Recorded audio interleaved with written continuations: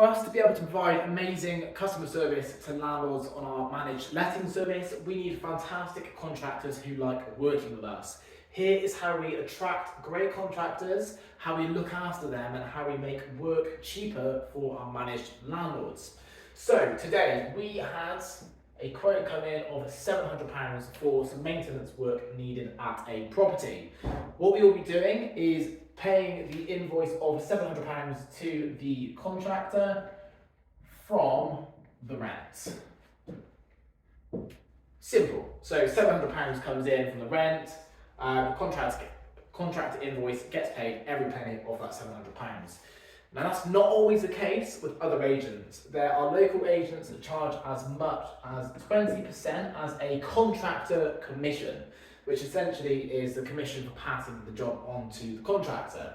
So in this instance, that would be £140 that the agent would be keeping, leaving the contractor with £560 as a take-home.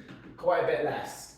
Of the two agencies, ourselves giving them every penny of what their invoice was versus £560 from another one, who are they most likely to do the work quicker and more efficiently for? Let's say ourselves. Furthermore, this is best case scenario. So this is best case scenario that the contractor takes the 20% on the chin and is happy with the £560 remaining. What a lot of contractors will do in this instance is put their quote up, accounting for the 20%.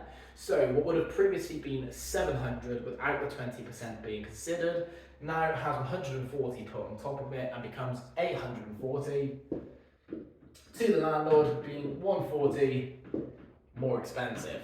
So this is how we attract good contractors and how we look after our landlords in the process.